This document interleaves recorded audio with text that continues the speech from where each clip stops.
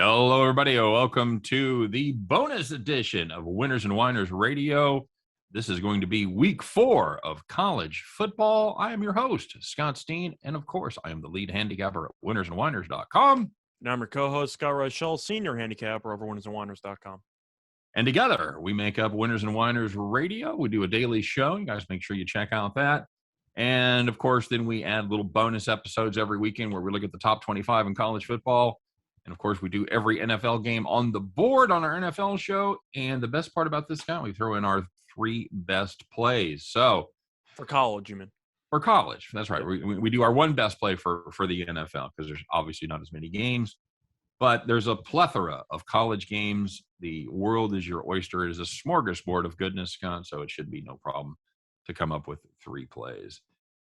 All right, my friend, how's it going for you? I know you're getting ready as we record this, by the way, everybody. It is Thursday afternoon. Scott's getting ready to fly to fabulous Las Vegas on Friday. You excited? Yeah, I'm thrilled. College football Saturday. That's why we're talking about the game, and I'm watching MMA. That really is about the best weekend. You spend the day in the sports book betting on college football. You spend the night at the MMA fights. You go out, you shoot a little dice, you get hammered, and you get up the next day, you stagger down to the sports book with your sunglasses. 10 a.m. NFL starts all day Sunday. Well, you forgot about the hungover YouTube video that I'm filming at like 2 a.m. that night. I did forget about that. So that'll be great for all of your viewers on our YouTube channel. Make sure you keep an eye out for Scott's well thought out, well reasoned, and professionally done pick on Saturday. I'll remember to do the research when I'm sober. Very good. Very good. All right, but let's get started. As we always do, let's recap how we did last week. And we each went 2-1, sir, as you had a winner on Troy and Michigan State. Boise State. Boo. Couldn't do it. Ref ball. Kind of a bad beat there, Scott, as they should have had that scoop and score. That should have counted. Of course, that was one of my plays of the day as I did the deep 3 over there, so I didn't care to see that one go that way either. So you go 2-1. That brings you to 4-4-1 on the season. And meanwhile, I went 2-1 as well. I had the Presbyterian Campbell over 63. Wink, wink. Stanford minus 13. And I should have known better. I have only myself to blame. I bet on KU plus 18. Horrible, terrible, absolutely dreadful bet. And I should have known better than to trust KU. So that put me at 2-1 on the week. Overall 6-3 on the young college football season. So you ready for another week? Yep, let's do it. All right, we're going to go through the top 25, and then we will be back with our best plays of the week. So let's get rolling with the newly anointed number 25 team in the nation, Scott. It is the Kansas State Wildcats. Woohoo! The Little Apple's finest travel down to Stillwater, take on the Oklahoma State Cowboys. Cowboys home favorite here, minus 6, and 46 is your total. Well, Scott, K-State is my team. I had no faith in them last week against Nevada with their second-string quarterback, a guy they had anointed Bad Howard in there, and Howard actually looked competent. Of course, Deuce did his thing, the best little scat back you probably never heard of. What does he remind you of? He reminds me a little bit of like a Philip Lindsay type. He's a Sproles. You think he's a full Sproles? He's like 5'4" and shifty. Yeah, Deuce Vaughn is Sproles. I didn't realize he was that small. Maybe 5'6". But I said Lindsay, but he does run a little bit tougher in the tackles than guys usually do with his size. Mm-hmm. Yeah, he breaks some tackles. He's not a guy that's easy to bring down with one man. So he'll be in the NFL. As long as I think so, I think he'll have a role as a third down back or something like that in the NFL. They haven't used him much at punt return or kick return yet, so he doesn't have that skill set. But I wouldn't be surprised if they try to develop it as his career goes on. He's just a sophomore, of course. So, having said all that, I've got to go with Oklahoma State here, Scott. I think they showed a lot against Boise last week. You can argue whether they actually won the game or not, but they certainly played well enough to stick with them. This K-State team hasn't been great away from Manhattan so far this year, even though they are 3-0 on the year. I think Oklahoma State takes care of business here. I've got the Cowboys minus 6. Well, I mentioned this in last week's video where I said if you have an unranked team favored against a ranked team, take the unranked team because usually they end up getting it done. That applied last week with the West Virginia Tech game. West Virginia was coasting, almost blew the game, but they covered in the end. I'm going to stick with the trend there. I'm going to take Oklahoma State minus the 6. I'm not exactly thrilled with the laying 6 with Oklahoma State because I'm not a big fan of Sanders as a quarterback, and I the agree. offense has been limited. But I do think it's pretty telling that the unranked team is laying 6 against the brand new ranked team. That's pretty telling to me. I think Oklahoma State wins by probably 10 points. That sounds about right. So just to reiterate that trend, if you have an unranked, is it home team only? I believe it's really anything, but of course it works a lot better at home. Okay, so if you have it, I thought you said last week that it was a home team, but if you have an unranked team, Well, last week it applied to a home team, but yes. So if you have an unranked team that is a dog, always No. An unranked team that is favored against a ranked team. an unranked team that is favored against the ranked team lay the points is what you're saying. Pretty much. Okay, very good. As far as the total goes, Scott, I think we're going to see a little less defense than anticipated. I've got the over 46. That's just seems that number seems about 3 points low. It's really hard for me to gauge this total because Oklahoma State's game last week against Boise had 40-something points in the first half and 0 points in the second half. So couple of bad beats in that game for sure. Yeah, so I'm not really sure what exactly happened there, but Oklahoma State's defense has been pretty good. I know that Sanders wants to try to run the ball along with Warren. They've struggled earlier in the year, but they were pretty good against Boise doing it. I am a little bit concerned about them trying to just run clock. Same thing with Kansas State. They like to run the ball. Howard's not exactly a big thrower. I'm going to lean to the under, but I'm not thrilled by it. I think you'll probably end up seeing I'm going to go ahead and say 27-17 game. Okay. All right. Very good. And I think we're going to be, somewhere in the neighborhood of 30-21, something like that. Okay. I'm just not sure if Kansas State's actually going to score that many points against a decent defense. We'll see. Legit. Yeah. That's a very valid concern, especially away from home. So, all right, number 24, UCLA hits the road heading up to Palo Alto to take on the Stanford Trees. UCLA, after a disappointing game last week against Fresno State, they're laying 5 to Stanford, Scott. They are, unlike K-State, they are going almost gone out of the top 25, hanging on by their fingernails. Stanford changed quarterbacks, changed their season, my friend. They looked awful against Kansas State to open the year. McKee is pretty good. But McKee is definitely a step up at the quarterback position. I've got the Cardinal here in an upset, my friend. I don't hate that. I mean, you're looking at a UCLA team that lost an absolute war against Fresno. I don't know if Fresno is ever going to be ranked this season. They might be a top 25 team in the country. That team's just very good. So UCLA gave it a run for their money. Defense wasn't great. My favorite play in this is the over because Stanford played against Vandy. I know you had that game. Vandy did move the ball. I don't want to say easily for the entire game, but for about 2.5 quarters, they moved the ball pretty well. I think you're going to see points in this game. I like the over, but I do agree with you. I am very attracted in the home dog here that just beat USC, just beat Vandy. I know Vandy's bad, but the point is Stanford has looked like a different team with the new quarterback. I like the over. I think you'll see a track meet, and I'm going to take the dog. I like that we have a week between the USC game and the UCLA game. I like that there was a palate cleanser there in between. Where they don't have to, where you're looking at a letdown spot. I like that game that they got to play against Vanderbilt, and they didn't look ideal, but they look like they were kind of playing with their food there, especially in the second half. But UCLA's defense looked good for about the first week, and then they played actual offenses. And you remember Chip Kelly's the coach, so I can't take an under in their games. I got to like the over. Yeah, I totally agree. I'm the over there with you too. I think you and I are riding the same horse in that one. Scott, Georgia State heading to Auburn.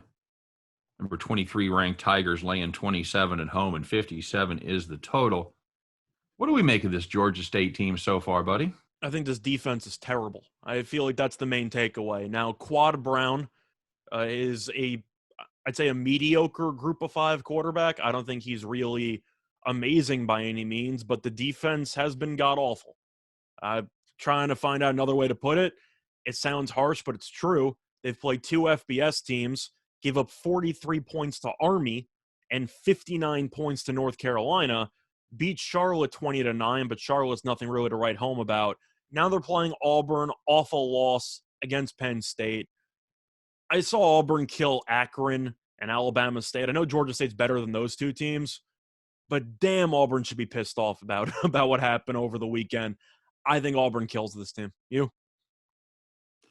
Yeah, I'm really tempted. Because you know me, I don't like Bo Nix. I don't really like this Auburn team. I don't like Bo Nix against competent defenses, but Georgia State can easily problem. give up 50.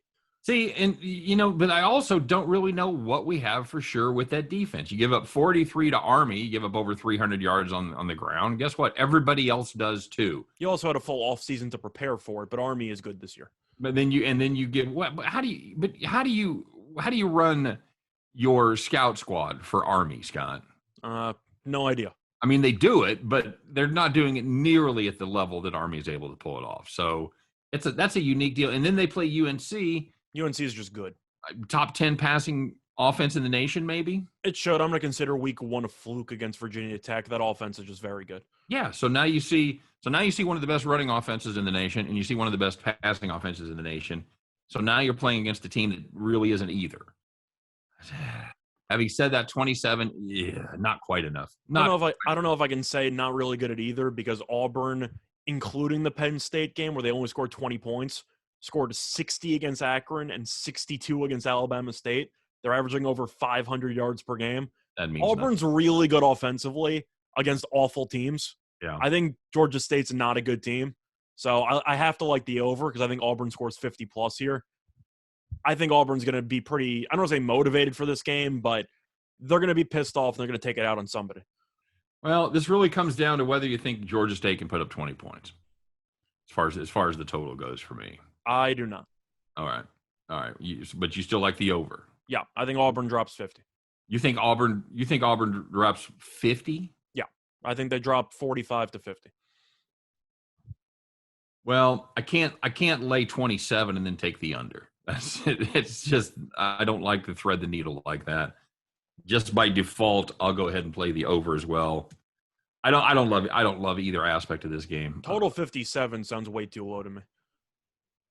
Well, we'll see. A lot of times it's hard to hit totals when only one team scores, but just saying, when you've played two out of conference when you've played 2 games against bottom feeders, Georgia State's still better, but you're averaging over 60 points per game in those games. I can't take an under.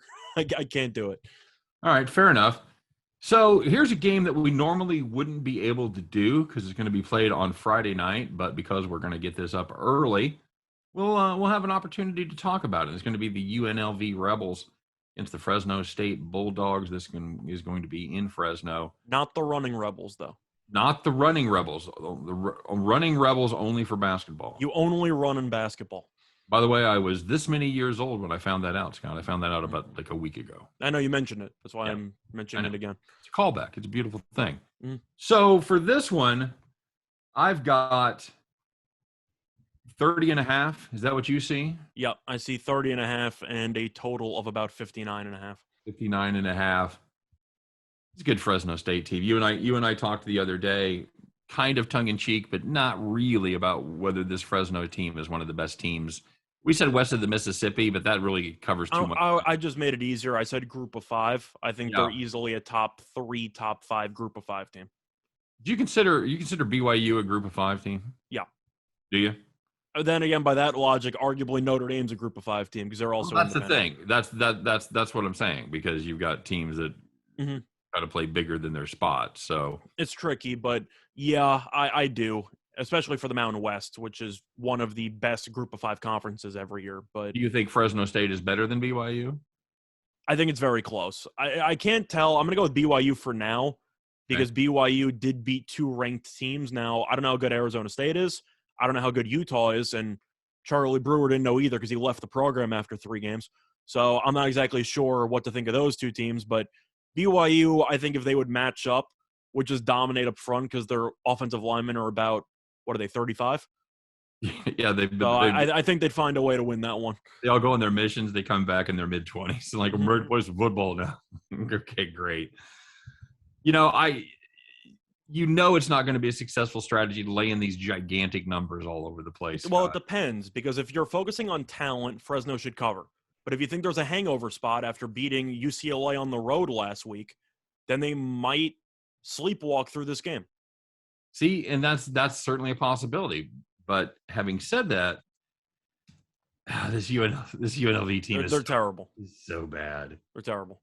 They are so very bad. Now, Fresno State has to go to Hawaii next week. Mahalo. But that's always an interesting spot. Does that cause a look ahead in your opinion? No, I don't think it does, because you have to remember that even if there is a hypothetical look ahead, teams really rarely look past their first conference game of the year. This is Fresno's first conference game of the year.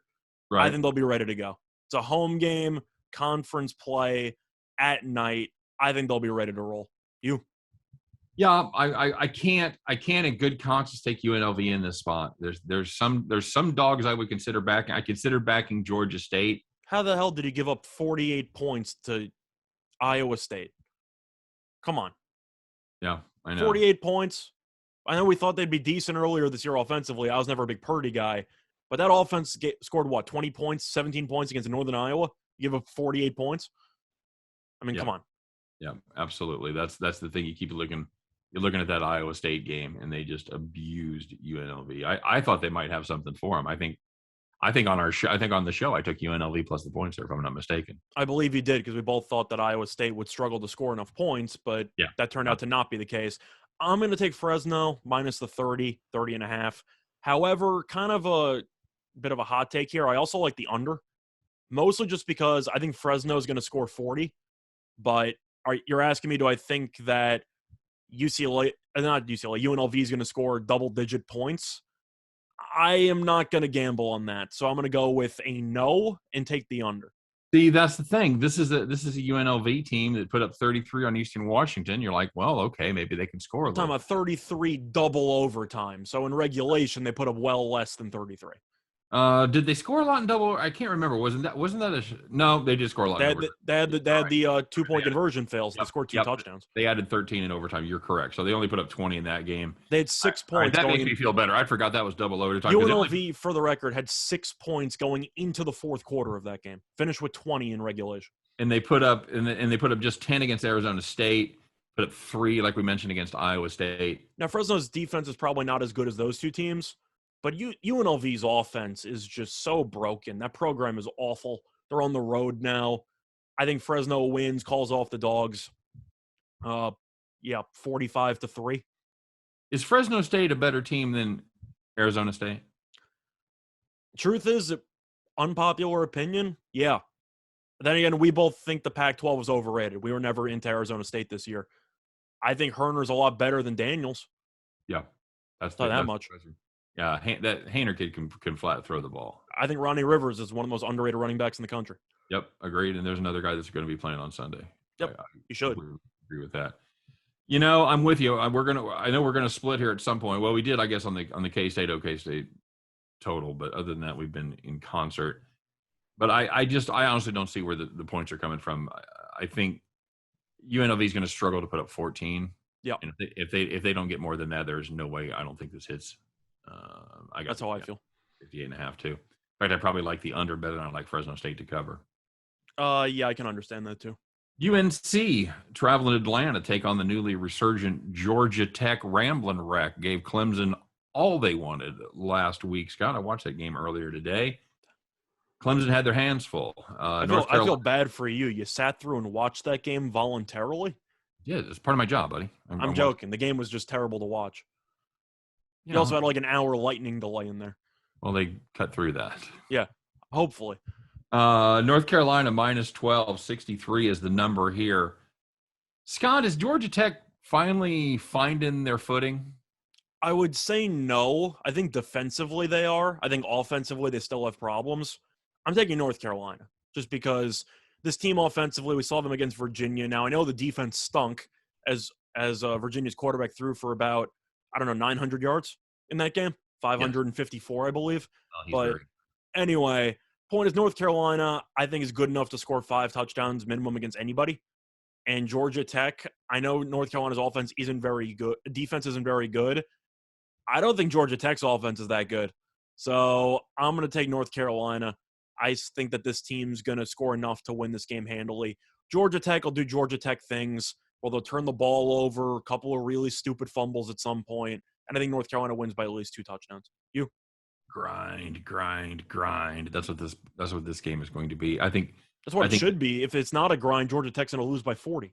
That's right. I think that game last week is giving Georgia Tech confidence. They come home. The crowd's going to be fired up. I've got the complete opposite that you do, Scott. I'm going to take Georgia Tech and the under. I'll take the 12 points and the under 63. I'm still looking at the under. Okay. I don't think Georgia Tech's going to score. Oh, okay. I think Georgia Tech will do okay. I think they might score 20, but I'm looking at a game that might end up 38-20. So I think that Georgia Tech's offense really isn't that good, in my opinion, and I think North Carolina will score enough to win the game and cover, but I think they'll eventually start running the ball a lot in the fourth quarter to try to milk the clock. I just keep thinking back to that Clemson offense that put up 14 on Georgia Tech at home. I think Clemson's offense might just stink. So maybe I'm just really low on that Clemson team, but I've seen them be terrible multiple times offensively. Good performance by Georgia Tech because of the Clemson name brand, but this isn't a normal Clemson year. This team is just not as good as it was in previous years. You're right, and that certainly is becoming evident. Is it possible they lose a conference game or two? I actually think NC State, who we'll talk about in a little bit, might be a little live in this game over the weekend, but you know what? Yeah, I think they'll lose a conference game. Okay. I'm just not impressed by this Clemson team at all. No, I agree. All right. So, and by the way, keep an eye on these lines because I did this sheet like 2 days ago. That's why I keep saying what lines I have if I find anything different. There could have been changed. Like I had on the Fresno State game, I originally had that at 38.5. Okay. So I know that was an early tester line. So just keep an eye on that for me. All right. So we're heading to wait, you're saying the Fresno line dropped 8 points? Yeah. Either that or I put it in wrong, but that's interesting. I usually double check my stuff. Now it doesn't show opening that number anywhere. Okay. Fair enough. That was just one that kind of jumped off the page where I just had to look back for a second. Yep. Cool. Anyway, we can carry on. All right. So we're heading to Michigan, Scott, right about here on the you know where that you're right about here is where it is. Mm-hmm. You do that with the thumb? I heard it's right by Lake Michigan. It's right there. Yeah. Okay. So it's Michigan State -5 at home against the Nebraska Cornhuskers. Nebraska went to Norman last week. Gave Oklahoma not all they wanted, but they certainly gave them a little bit. Oklahoma struggled to score, struggled to cover. Surprise, Spencer Rattler isn't that good. Where have we heard that before, Scott? I believe from us for the last couple months. Yep. We've been on that for a while now. So I like this Michigan State. I had them last week to win outright against Miami, and that's exactly what they did. I don't see any reason they slow down here. I think 5 is a gift. I took Michigan State plus the points last week. I also had a sprinkle on the money line personally. Kenneth Walker is so damn good as a running back. Yep. He's unbelievable. Like, he's going to be a starter in the NFL. He's something else. But Nebraska, I like the defense. I'm not a Martinez guy. I don't think really anybody's a Martinez guy at this point besides maybe his father. But I'm looking at the under. At the end of the day, Michigan State's going to want to run the ball. I can't say that I'm thrilled with how Thorns looked in the pocket. I think that he's okay, but they mostly want to run the ball. Nebraska's defense has been sturdy. It's the offense that hasn't been that great. This total seems too high to me. I agree. I'll take Michigan State in East Lansing to win this game by at least a touchdown. Having said that, I do think it'll be low scoring. I think Nebraska might score less than 20 points here, so I like the under.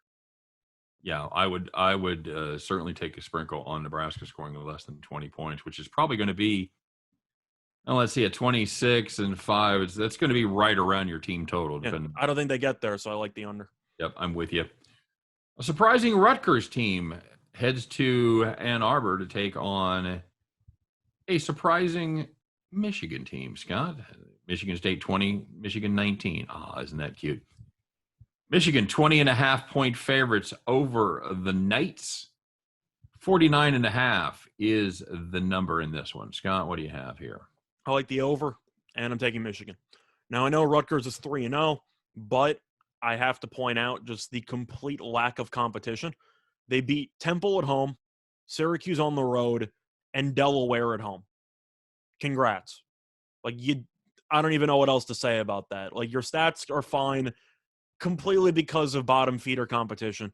Now you're facing off against Michigan. I know Michigan's competition hasn't been great, but Western Michigan, apparently a decent team because they beat Pittsburgh on the road last week.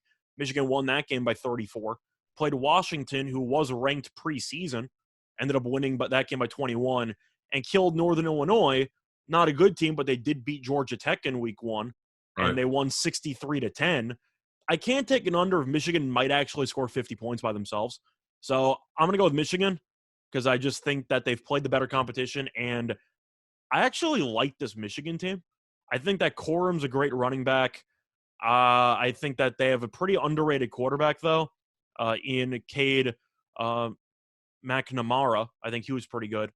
And Rutgers, until they actually play a real opponent, I'm going to assume they're going to get buried because that's the Rutgers I've known for the last 15 years. So I'll go with Michigan in the over.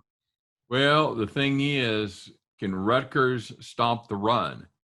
Scott, we don't really know because we haven't seen a real rushing attack go at them.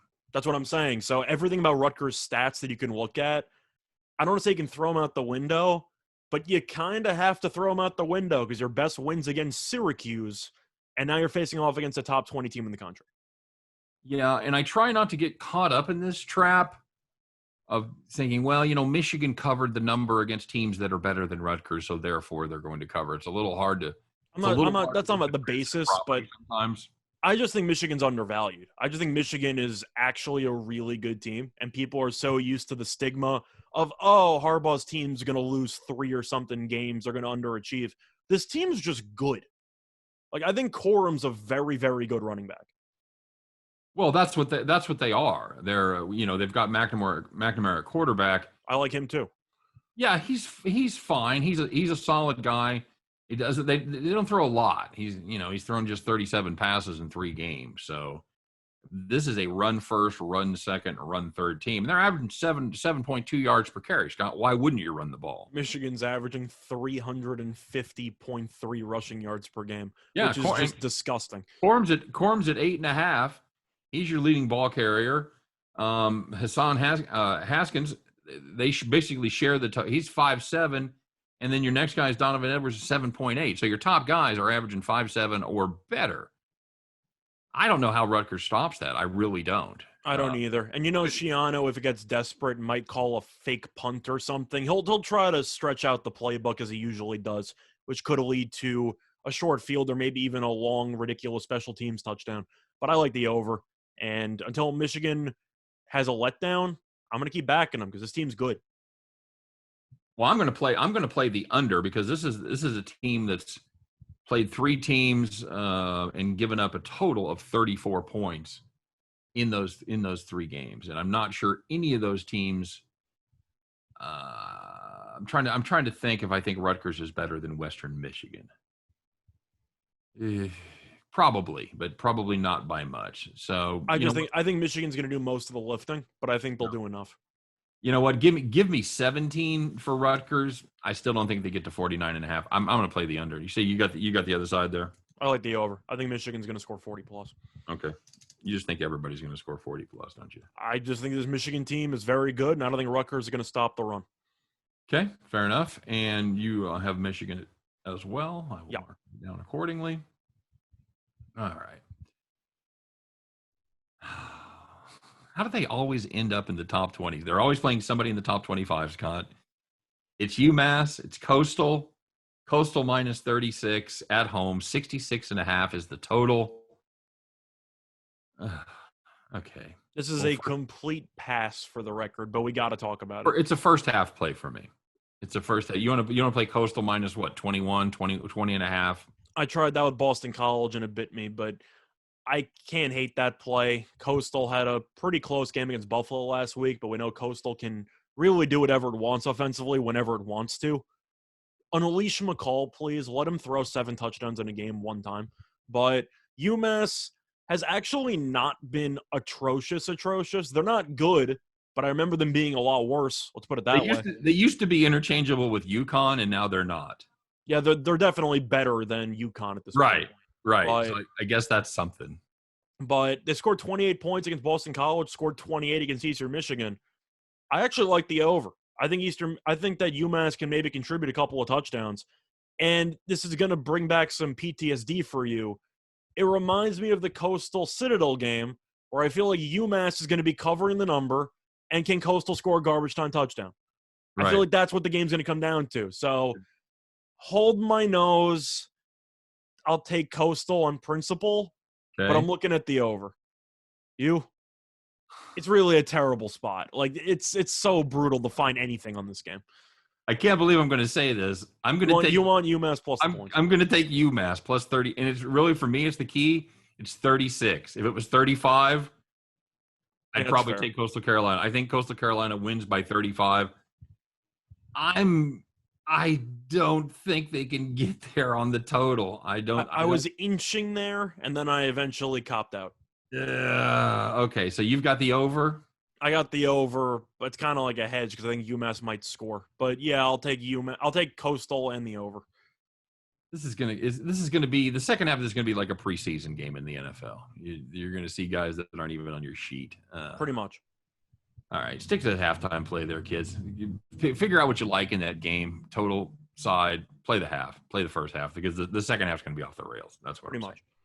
Let's talk about this BYU team, Scott. They're number 15. They are hosting Doubles. South Florida's heading to town. BYU minus 23, 53.5 is the total here for the Storm and Mormons. What do you like? I do think that the spread is interesting because BYU's offense has been really underwhelming this season. They played Utah and Arizona State, good defenses. They also struggled offensively against Arizona, and Arizona lost to Northern Arizona. So I'm kind of concerned by that performance. The defense is great. We know this. We know that BYU is a physical team. They should dominate up front. South Florida finally has a quarterback who they might actually like.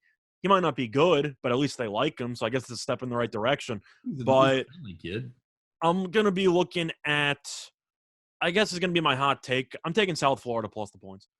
I'm not exactly thrilled with the South Florida team because why would you be? But BYU, after winning those games, I do think is going to have a bit of a letdown here.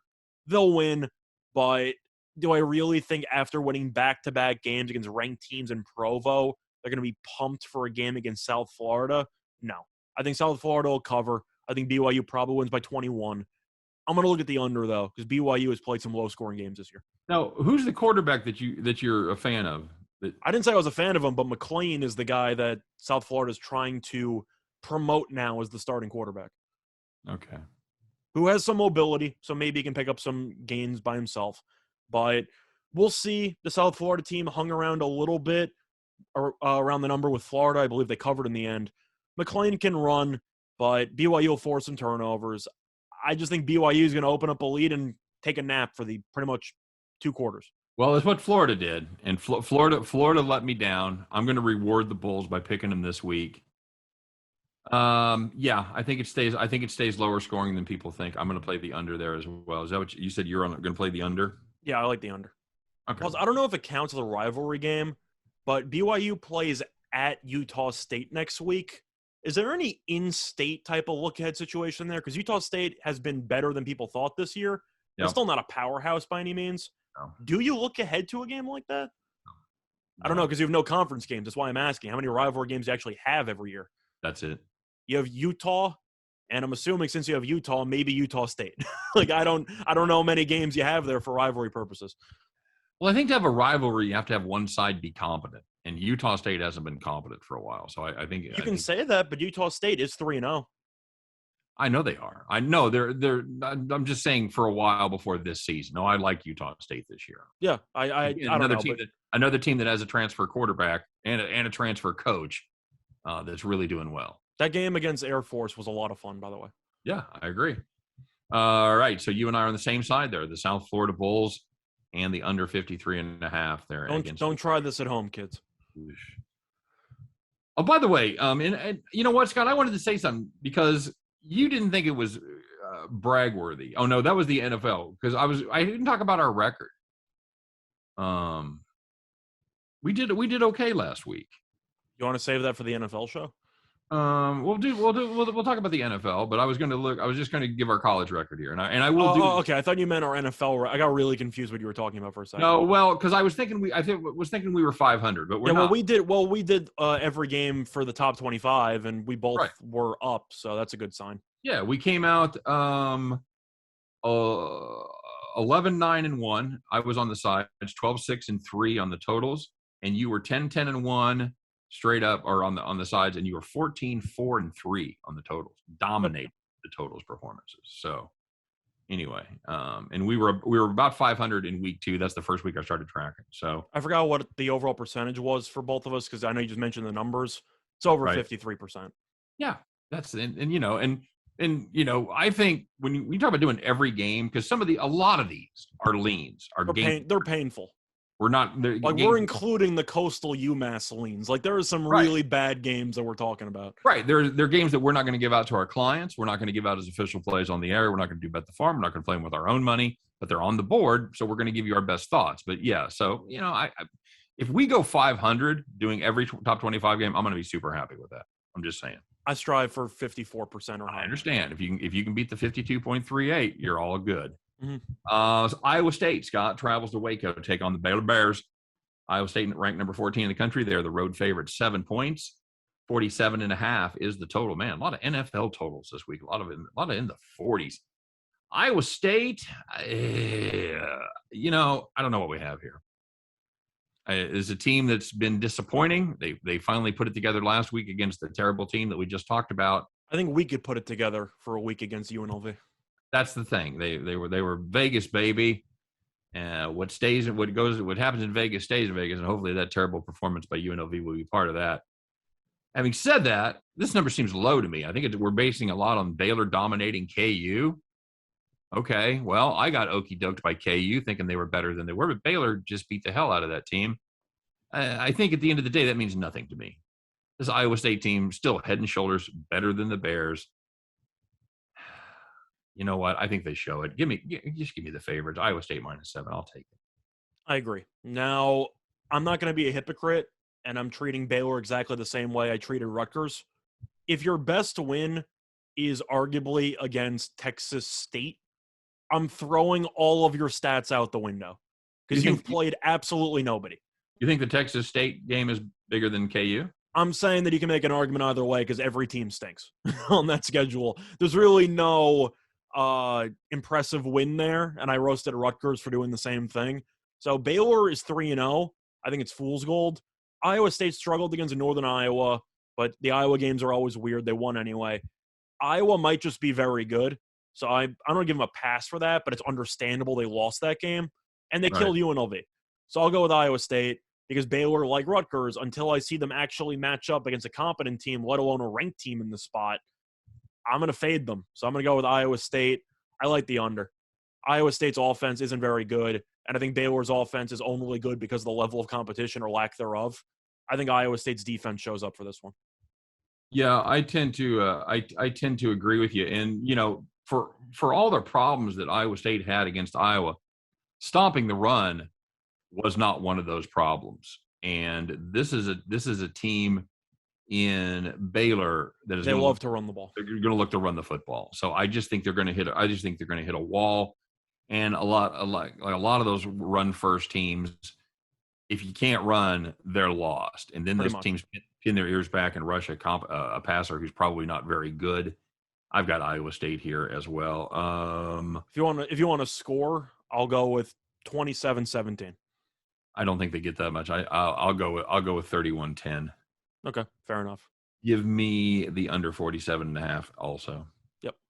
All right, good. All right. Notre Dame, Scott, heading to Camp Randall up there. Nope, they're going to Chicago. What's that? Oh, that's right. That game is in Soldier Field? Wrigley Field. Where are they playing it? It's definitely not Wrigley Field, I'll tell you that much. Yeah, didn't they try that? They played a couple bowl games there, right? And didn't go that well. As far as I know, they always do the one at Yankee Stadium. You had the Wisconsin game in Lambeau a couple years ago against not UNLV, sorry, LSU.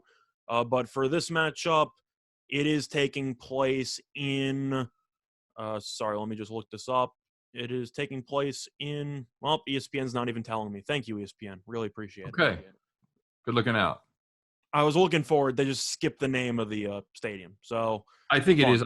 It has to be Soldier Field. I'm assuming it is, but thank you for leaving that out, ESPN. I appreciate it. Thank you for leaving that out. Does this number seem weird to you?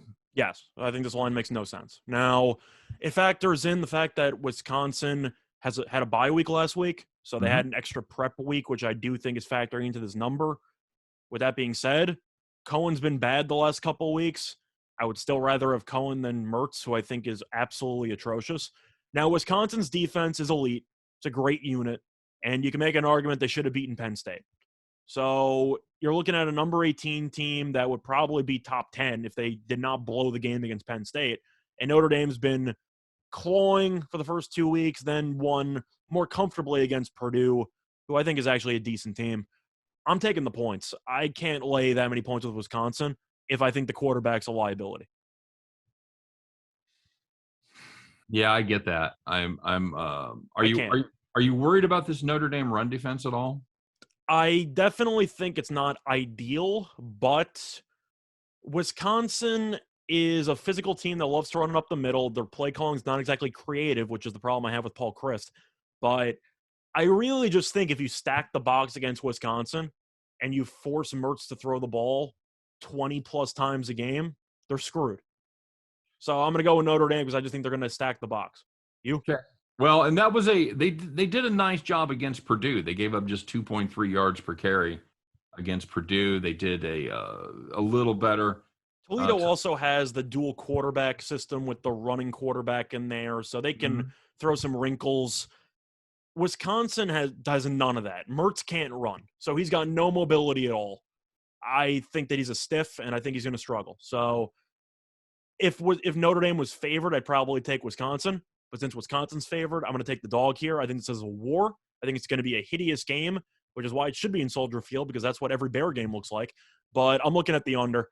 I think this has 2017 written all over it. You? I will join you in taking Notre Dame. I'm going to take the points there. I'm just not laying points. I'm with you. I'm not laying points with the Wisconsin team. I think it's going to be a little more of a shootout than you anticipate. So I'm going to go the opposite direction there on the total. You can. I'm just traumatized by both quarterbacks during my time at Wisconsin. So I want nowhere near the over on that spot. I don't blame you, man. It's really a hard. I saw both of them play in person. You know how hard that was to do for 3+ hours on 2 separate Saturdays? You were still there when Mertz was there? Yeah, Mertz was there for 1 year. I think he filled in for a game or two, but I did see him play live. Sorry, bud. It happens. Tennessee, Rocky Top, buddy. Headed to Gainesville. Take on the Florida Gators. Gators -20. 63 is the number here. Scott, at the beginning of the season, we thought Tennessee maybe be a little better. I didn't. Apparently, well, after I'm just saying, they played well against FAU. That first half against Bowling Green, they really looked like they were going to do something. Well, that's what I'm saying. I don't think this team's any good. I thought this team would win 4 to 5 games, and that's probably where they're heading. I actually think this team got better with Milton being out because I think both of us would have agreed that Hendon Hooker is just the better player. I don't even think it's close because I actually liked Hooker when he was at Virginia Tech. Right. But this Tennessee team with Heupel, this defense stinks. Florida in the swamp gave Bama a run for their money. They run the ball really well. Do I think Tennessee's going to stop the run? No. They have a bunch of points to Pittsburgh. They can't play defense. I like the over, but I also like Florida. I think Florida's a good team, and I think they'll end up scoring 40. So I like the over. You? This Tennessee defense is useless. I don't know how they're supposed to compete against competent offenses. I'll join you on the over. I'm just not sure Florida's going to have an answer for Hooker's running. Okay. I will look for this number. to get to the key. I'll see if we can get it. I don't think it's getting to 17. No, I want to go the other way. I want Tennessee in 21. I know. I'm saying if you wanted to make a stance on Florida, I don't think it's getting to 17. No, I think it's going to go the other way. I think it's going to go Florida's direction. I think I'm as a Tennessee backer, I think I may get 21 by game time. Well, it should go in Florida's direction. They lost to Bama by 2 in a primetime game. That's what I'm saying. And I think people are going to overreact to that, by the way, because as a game, Bama completely controlled the first half. So yeah, I don't know if it's overreacting or Florida's just good, but I think Florida's a lot better than Tennessee. We can agree on that. All right, and you and I are both playing the over there. I can't take the under with the Tennessee Heupel team. Yep, good enough. Akron heading to Ohio State, OHIO, Scott. Why does Akron do this to themselves? I know. I guess they don't have to spend a lot on gas. I guess. I don't know. Fairly close. 49, Scott. 68 is the number. I see a hook on that. I see 49.5. 49.5. Okay. You know where I'm going on this one? That changes everything. Give me the Zips. Yeah, got to. Well, first of all, Ohio State's using a backup quarterback. The Stroud's most likely not going to play. So, yeah, he's emergency use only. Yeah, which means against Akron, you can save him for a week because he's not playing against Akron. They're not breaking that glass. No. Now, Ohio State's defense is bad. We know this, but Akron's offense is next level bad. So I do think Ohio State's defense might look pretty decent for once this season. I just have to like the under because with a backup quarterback and just with more important games on the horizon, who cares? I mean, Ohio State's going to score 40-something points. I'm not denying that. Akron might score a couple points. They scored, 10 against Auburn? Mm-hmm. So they can score in garbage time. But I'm going to look at the under. I'm going to look at Ohio State. I see a 49-10 game, something like that. I think that's legit. I just don't say those gigantic numbers like that. They haven't been very profitable so far this season, by the way. If Stroud was playing, I might consider it. But with a backup quarterback, you can make another case for Akron. I don't really have any cases for Ohio State. Are you surprised the line's gone up a half a point after Stroud's been announced out? Unless you want to make the argument that there's now a quarterback controversy if Stroud's out for long term, but I doubt it. So, no. I think Henderson's a really good running back for Ohio State, but they might overly rely on him with the backup quarterback, which should eat up some clock. It really comes down to when Ohio State wants to stop trying. Yep, that's about right. Clemson, North Carolina State. Clemson, number 9 in the country, traveling to take on the Wolfpack. 10-point favorites are the Tigers, and 47 is the number. Another number in the 40s. Scott, it really comes down to it now. It's conference play for real for Clemson. They opened with Georgia Tech. Didn't look good, obviously, as we talked about earlier, against Georgia Tech. Is this Clemson team, dare we say it, not very good, or have they just got off to a slow start? Well, we talked about it earlier briefly. You lost so many key pieces on offense. You lost Rodgers, your best receiver. You lost Lawrence, who was allegedly a generational talent, but he was great in college. Right. And you lost Etienne, who was your best running back, who I always thought was overrated, but he's still very good. Now you replace all those guys with people who are already on the roster but aren't nearly as talented, and I'm not shocked the offense is struggling. So, no, I think the team's just not very good right now. Now, NC State's a team I loved in the preseason. I thought they were a top 25 team. Then they burned me against Mississippi State as they looked awful in that game. Yep. But they're getting too many points here. I'm going to take NC State, and if you want a long shot money line parlay option, I do think a sprinkle on NC State has merit. You? Yeah, I don't hate that. I'm Clemson might win the game because, shocker, it's not a hot take to pick Clemson to win, but I do think that part of the line in every game they play is the assumption that Dabo is going to get the team back on track. And the truth is this team is not even close to as good as the teams have been for the previous decade. I think it starts at the quarterback position. It was a guy that I was high on DJ, but apparently I was wrong because he's been terrible. Yeah, and I wasn't. I just didn't see enough of a sample size to warrant that much hype. I'm going to play the Wolfpack here too, bud. And we could be fantastically, spectacularly wrong because the Wolfpack really hasn't beat anyone this season. I'll live with it. You're at home. Crowd's going to be up for it. But The issue I have with Clemson is, let's just say that NC State's defense, which we know is pretty good. I know they lost their best linebacker in Peyton Willis, but still, defense is pretty solid. If Clemson can barely, if not even reach 20 points against Georgia Tech, if NC State scores 14 points in this game, you might be good, as crazy as that sounds. Possible. So I can't take Clemson here. I got to go with NC State. I don't know if you agree with the money line play. I'm not going to play it personally. Oh, I don't hate that. If you do want to sprinkle on a 3-pick dog money line parlay for college football, which some people do in the Twitter sphere, I do think NC State's a decent option. Okay, I've got over in this too. I mean, it's so difficult with these NFL totals in college. It's kicking my ass. I'm going to go with the under. All right. Just because I can't take an over with Clemson. I can't do it. All right. Arkansas down in Jerry World. Jerry co-captain the Arkansas national championship team, by the way, Scott. I think you mean Arkansas. Arkansas. Texas A&M, number 7 in the nation, taking on the 16th ranked Hoggies. A&M minus 5.5, 47.5, of course. I see him mostly down to 5 or 4.5. Okay. I'll make that correction at, what do you see it? What do you see the most of? 5. 5 it is. All right. Arkansas, Scott, are they back? Apparently. The thing about Texas A&M is that this team was awful against Colorado, won anyway, but the starting quarterback got injured in about the first quarter, and they relied on a guy who wasn't ready to play. Last week, they dominated. The only problem is we could also dominate against New Mexico's defense. That means absolutely nothing. Right. I'm taking Arkansas. And I mentioned the sprinkle on NC State money line. I don't mind Arkansas money line here because the crowd's into it. Top 10 team coming to town. It's going to be one of Arkansas's biggest games of the season. I don't think A&M is that good. The defense is good. The offense isn't. And Arkansas with Jefferson, who can run, has really surprised me. And I do think that their coach has done a great job of rebuilding the program. I like Arkansas. I think that there's a reason why money keeps coming in on the Razorbacks. I'm going to side with the Hogs.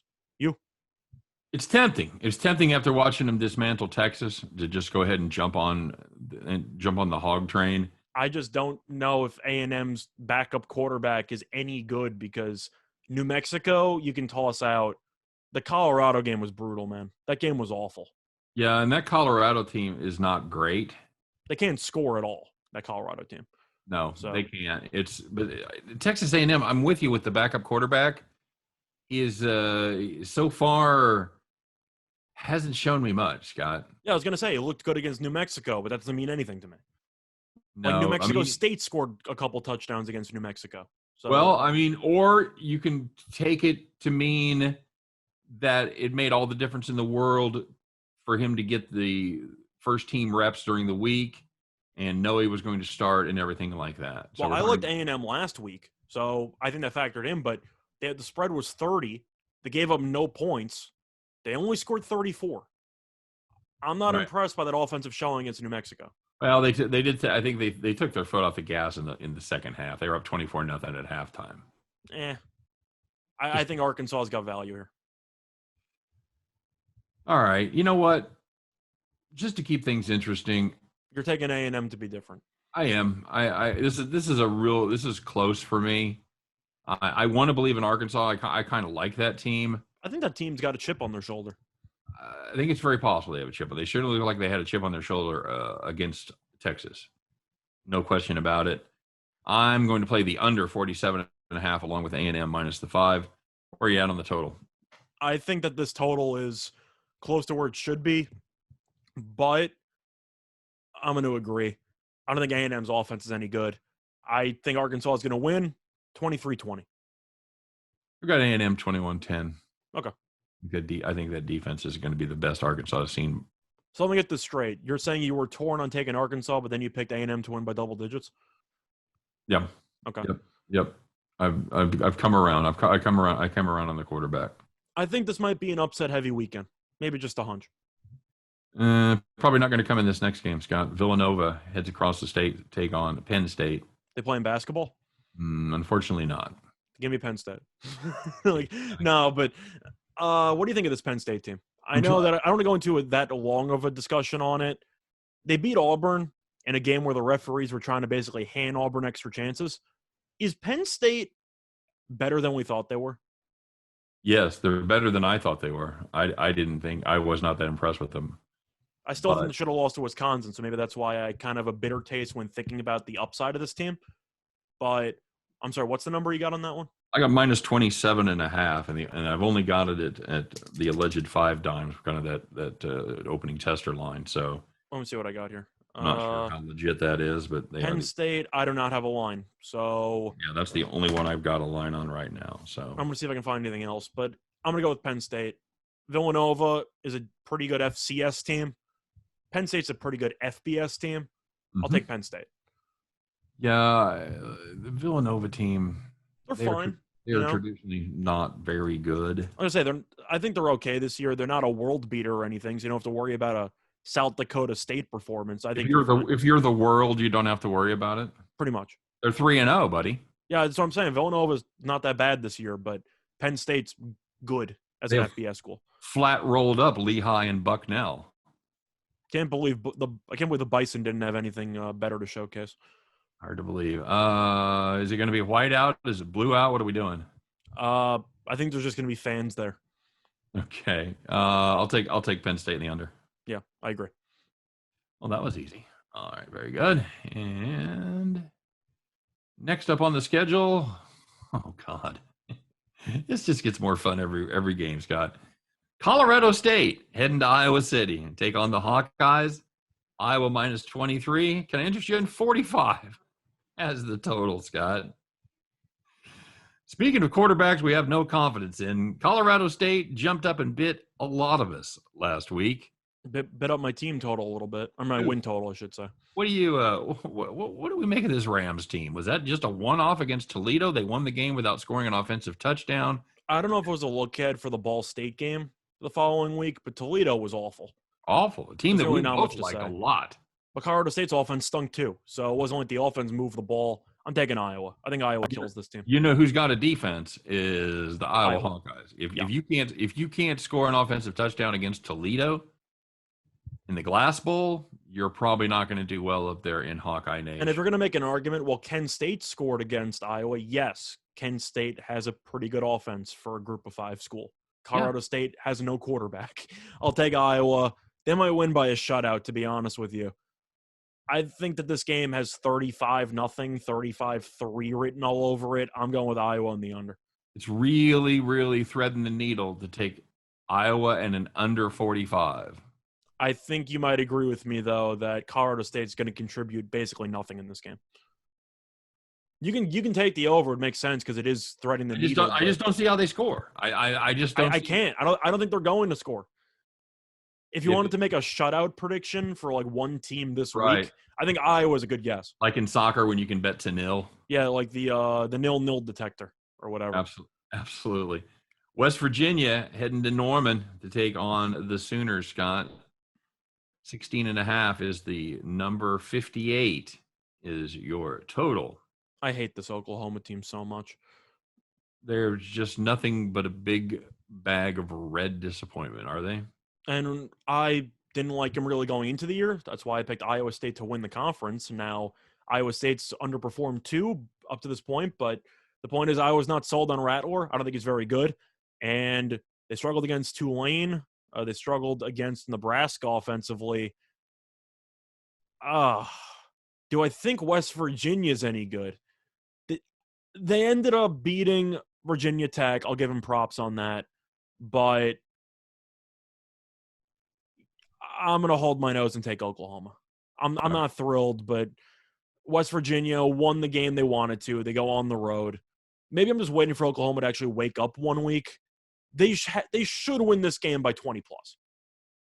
They should. So I'll go with Oklahoma. All right. I'm still not sold. I don't blame you. You can make a case either way. I'm not sold on the Alex Grinch defense. I've got West Virginia and the over 58. Okay, I see 56. Yeah, 50. Is it down to 56? Yeah, I see it down to 56. Great. I'll be patient and let that number continue to plummet then. I'm going to disagree with you completely. I'll take Oklahoma in the under. All right.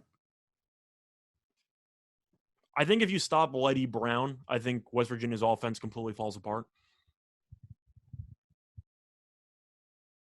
And do you think they can do that? Yeah, I think Oklahoma will do a pretty good job of stopping the run.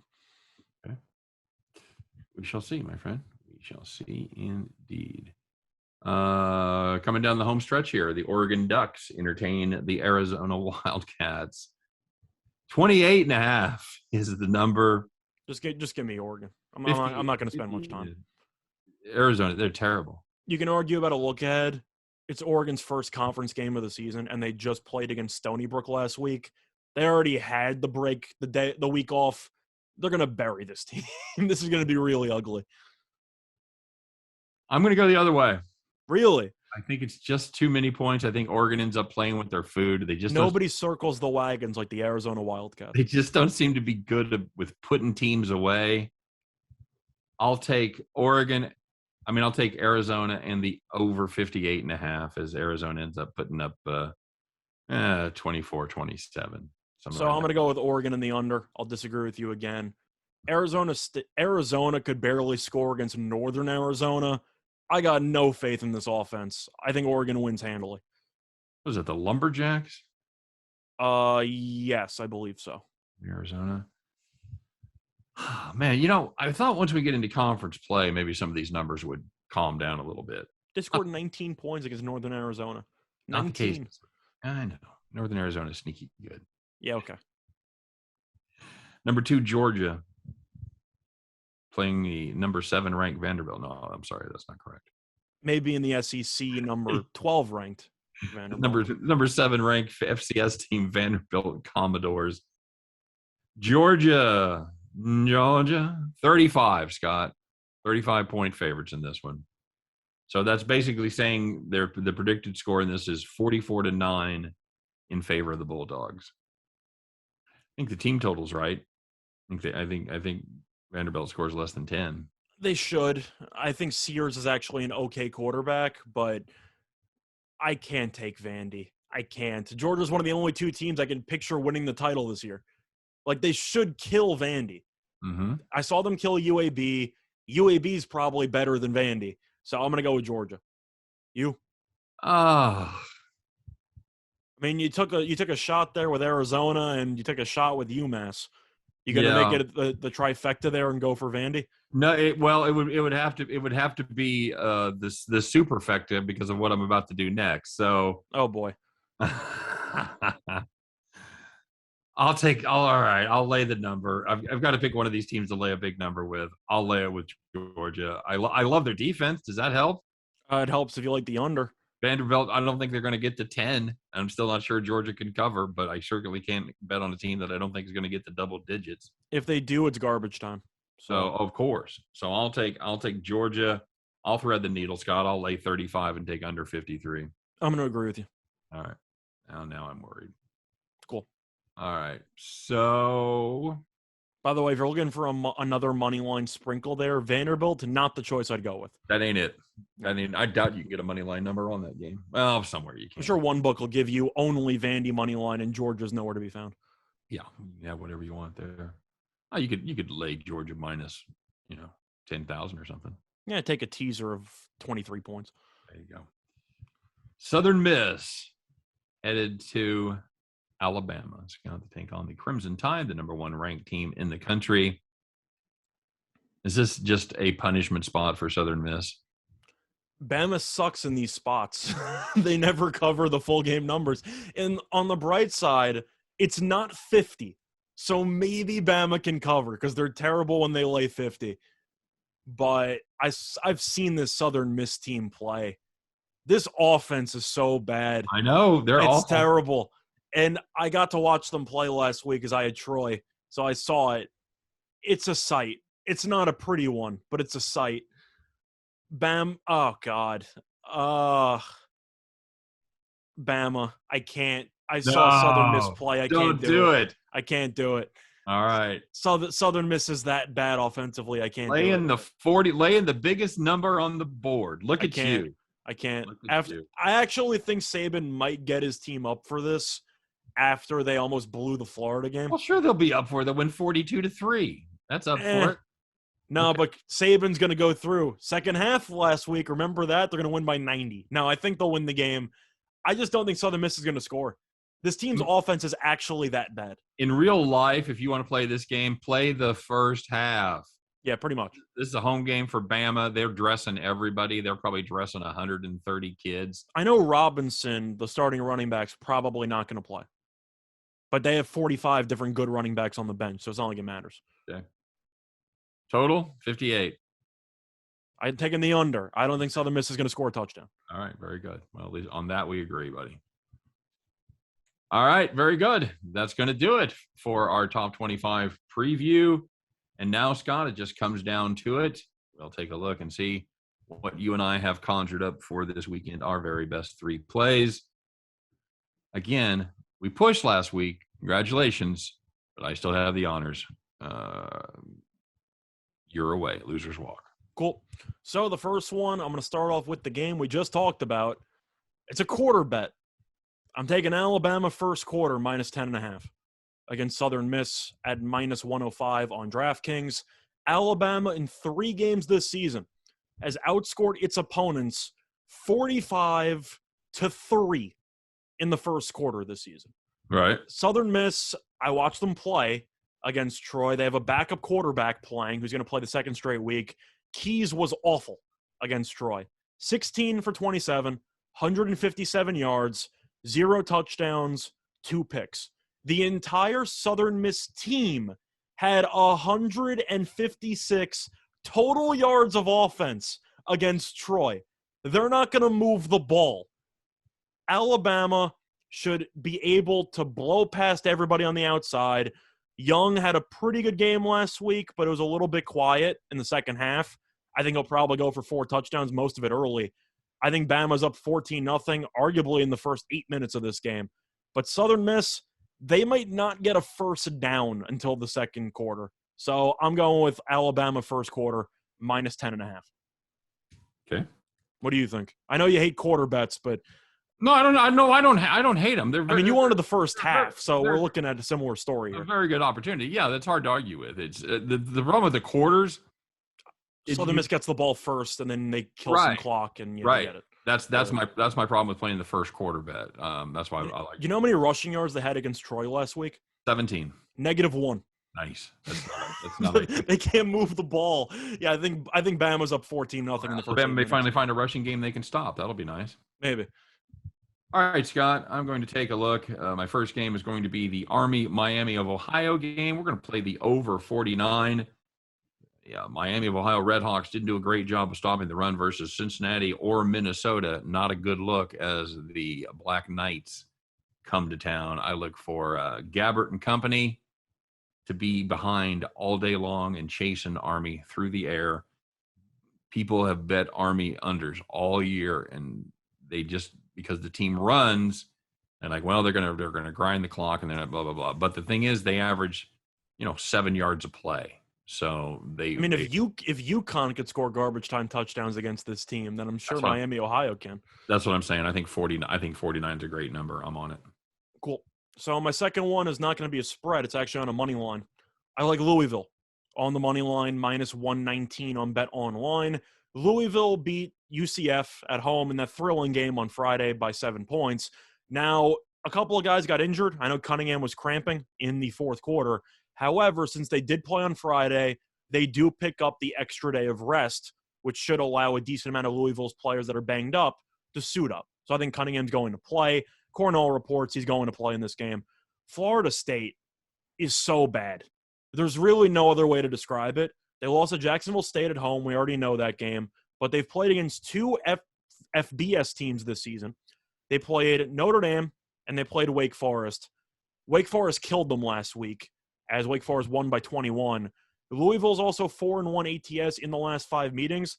I don't think Louisville's defense is any good, but I know Florida State's defense stinks. And if Cunningham could torch UCF's defense, he should be able to torch the Seminoles defense. Give me the money line at minus 119 on Bet Online. That feels like a gift. Okay, very good. Do you also think that line's too low? I saw the spread around 1.5 or 2.5. I don't understand why people would bet on Florida State. I'm just tired of being wrong on Louisville. So That's fair enough. yes, We've been right. We've been right about Florida State all year long, that's though. true. So That is true. We have done very well not overestimating Florida State's competence. So I do like it from that angle. This is a bad Florida State team, and I hope that I hope Manny Diaz enjoys his last season at Florida State. I hope he gets to complete it. He may not. well, Manny Diaz is at Miami. You have Or, Norvell at Florida State. I mean Norvell. Sorry, I get him. I get him. They're confused. both terrible. It doesn't matter. They're both terrible. They're in such a head-to-head race to see who gets launched first. Yeah, but I'm going to Louisville.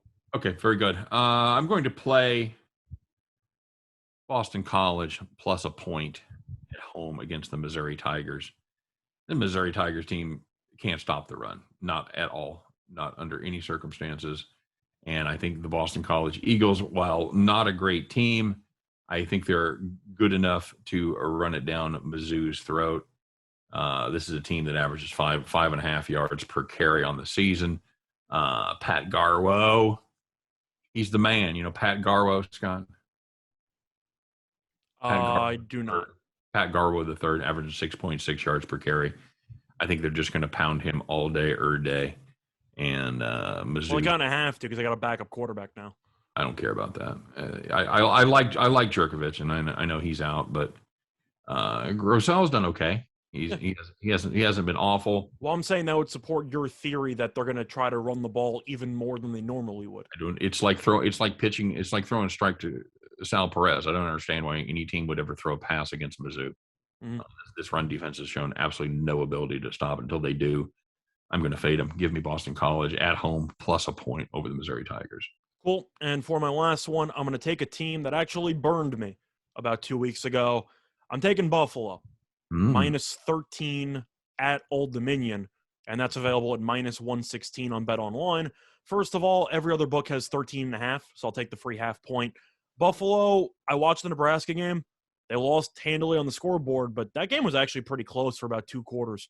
So I think Buffalo's defense is pretty good. They also almost beat Coastal last week, and we both know how good Coastal actually is. Old Dominion's played against 2 FBS teams this season. They played against Wake Forest and Liberty Biberty. They lost each of those games by at least 28 points. Buffalo can run the ball. We know that. We know Van Treese, a pretty good quarterback. If you're getting killed by Wake Forest and Liberty by 28-plus points, I think Buffalo can beat you by at least 14. Old Dominion's allowing 173 rushing yards per game against FBS teams, which ranks 80th in the nation. Buffalo's averaging 198.5 rushing yards per game against FBS teams, which ranks 29th. I think Marks is going to go for 150, 200 yards. I think Buffalo coasts. Give me Buffalo minus 13. I think that's a good play. I think that's a solid play as well. My last play, Scott, is going to be the Dayton Flyers minus 9.5. I was looking for this line and I couldn't find it, so you beat me to it. Well, I've got the grid, and I will say in fairness, now they're playing the Presbyterian Blue Hose. Now you guys remember last week I had the Presbyterian over, and I kind of chuckled about that when I was telling you our results because the line they're hard to find right up until game time, and sometimes depending on who uses a book, they're hard to find at all because not everybody has all the FCS games. So we are giving the only line we have available that is at 5 dimes. We realize it's a book that's not available in America, but it's the only number there is right now. And it is an absolute steal. If you can get this, if you hear my voice and you can make this play. Well, just for the record, after you say what the line is, can you maybe express what the ceiling would be that you take the line? Okay. Well, just right now, it's Dayton minus 9.5. Okay. Scott, normally you talk about a ceiling. You'd say I'd play that up to 14, maybe up to 13.5. I would play this 30. Up to I was going to say up to 24, but okay. North of 24, I'd have to think about it. I know we said earlier in the week, I'd assume the spread would be around 28 or something against competent FCS teams. Correct. I think around 28 is probably the ceiling you're looking for. Agreed.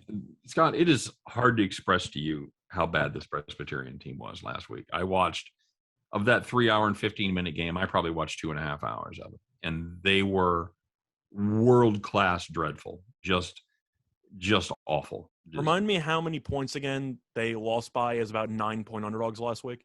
They were 9-point underdogs last week. They lost 73-0. think it was 72. But Or the 70. point is, I'm sorry, I don't want to sell them short. they 70. got buried. That's all that matters. It wasn't good. It wasn't good at all. They moved the ball a little bit early. How many scholarship players do they have, by the way? None. It's not a scholarship program. Yeah, I know. That's kind of a problem, isn't it? It is. They did very well against other non-scholarship teams to start the season. In fact, they put up, 150 points in their first 2 games. They're still averaging. Scott, this is one of those things, if you want to make a case for it, you can go, Presbyterian's averaging 50 points per game. Mm-hmm. And that would not be a true look at this Blue Hose team. I love Kevin Kelly. I love what he's doing. I think he's going to be a success at the college ranks if they give him a shot.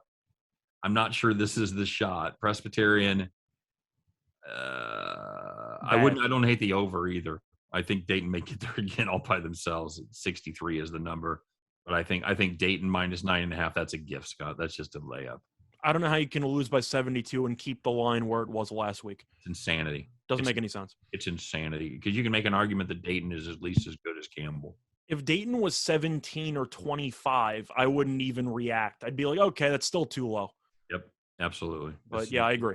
That's the steal of the week right there. So it's just a matter of what that number is going to be when it's accessible. So for the record, I was going to take Dayton if I found a line for it. I didn't, so I went elsewhere. God asked me what the line was before the show. I wouldn't tell him. Yep, pretty much. I said, you'll find out pretty soon, buddy. Mm-hmm. All's fair in love and football picking, bud. All right, so just to recap, we're going to play the Army, Miami of Ohio over 49, play Boston College plus the point against Mizzou, and we're going to play the Dayton Flyers minus 9.5 against the Presbyterian Blue Hose. And my 3 are going to be Alabama first quarter, minus 10.5 at minus 105 on DraftKings, Louisville money line at minus 119 on BetOnline, and Buffalo minus 13 at minus 116 on BetOnline. All right, very good. And that's going to do it for our Week 4 edition of the College Football Preview Show. We appreciate you guys checking us out. Don't forget to drop us a comment, like, subscribe, rate, review, all that stuff, wherever you pick us up. For myself and for Scott Reichel, for the whole team over here at Winners and Winers, once again, thanks for being part of the show. We'll see you next time on Winners and Winers Radio. Take care, everybody.